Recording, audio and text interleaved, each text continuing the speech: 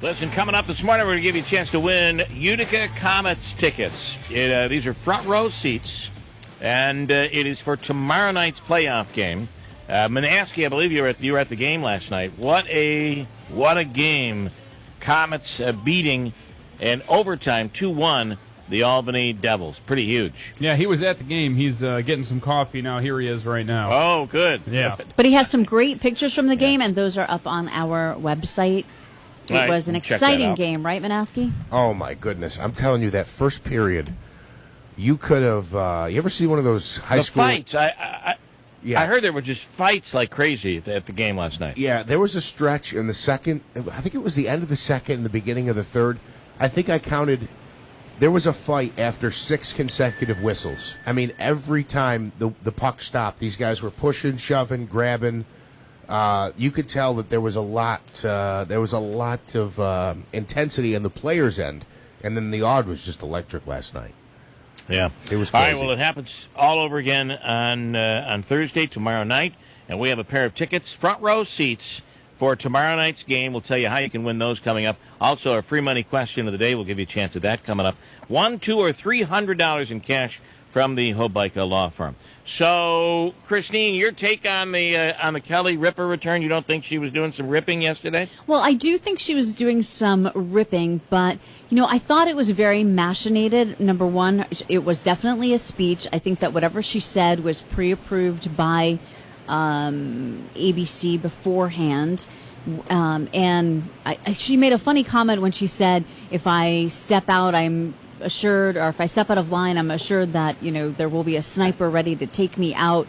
And then afterward, her talking with Michael Strahan was more than tense. He handled it really well. Although you have to question, I thought about it. I was like, ooh, if that happened on this show, we would have handled it completely differently. That would never happen with us. Radio handles things completely differently. Radio's smart. It's like they let you finish the program at 9 a.m., and then they say, hey, we'd like to chat with you. And you go there, and there's a box sitting there on the desk, and it has all your stuff in it. And then all of a sudden, security comes in, and you're just escorted out the door. It's pretty simple and easy. At least they don't give you that chance to. They don't. Yeah, packing for you. They don't give you the chance to go on and throw the digs. But I guess, think of the ratings they probably had yesterday, anticipating that she was coming back. Yeah, I watched it, and I never watch it. You would normally never watch it, right? Right. I think that was something. Anyway, here's some audio as she came out and made her announcement, and she does take some digs, and word is, by the way, that she and Strahan do not get along and haven't prior to this. So this line about the nightmare there might be more to the line than meets the eye. This was really a big deal.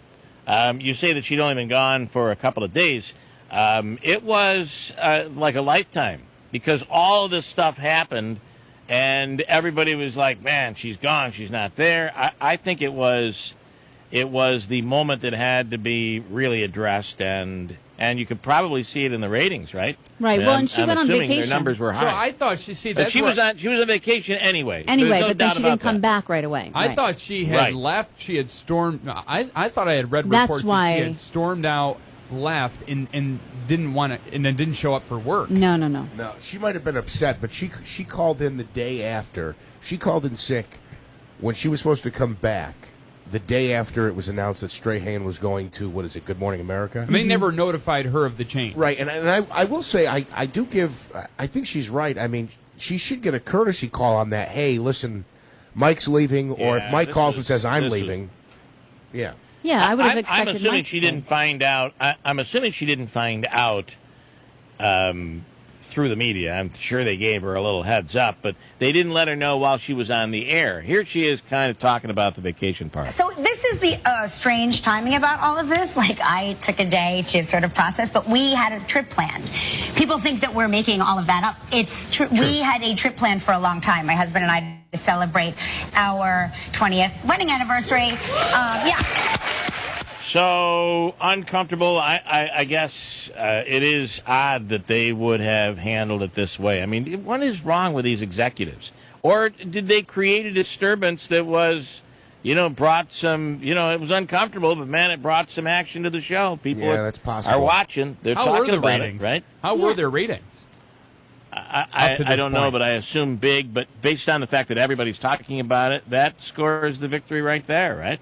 Right, but I don't even think the fault doesn't necessarily lie with management. If there is fault to be assigned in this case, don't you think that, if she and Strahan had a decent relationship, that he would have called her and said, hey, heads up, I'm headed out of here. He was told, this is the story. I think fault lies all with management. Mm-hmm. This is my take on it, because he said he was told he couldn't tell her. So now you're in a real tough position. You want to go, you're going within the company, you're going to another program within the company. But I always believe that people, the real decent people, are the ones who say, listen, I'm not doing that. You want me to do this thing over here? I'll do it. But I'm not going to do this to her. And so I guess fault probably lies there. But at the end of the day, he says he couldn't say anything because they told him he couldn't say anything. Mm-hmm. So, is he in a position where he needs his job? He can't afford to miss out on this opportunity at Good Morning America? I don't know. Pretty weird. I always thought that was an awful fit to begin with. I never really liked him on with her to begin with, but apparently everybody else did, and that's made some action. Listen, Gabby Cabby, Peter Franklin's coming up from New York City. We'll speak with Peter in just a few minutes. And I have to tell you that it's just a couple of days away, Utica on Tap. It's this Saturday at the auditorium. 2 separate sampling sessions, over 100 releases from some of the country's best craft breweries. Tri-Valley Beverage has Southern Tier Brewing Company, Amagang, Sierra Nevada, Dogfish Head. Utica on Tap is brought to you by the Tap Room at Pizza Boys. And if you go right now to our website and reserve tickets, get your tickets now online at WIBX950.com. You save $10 a ticket.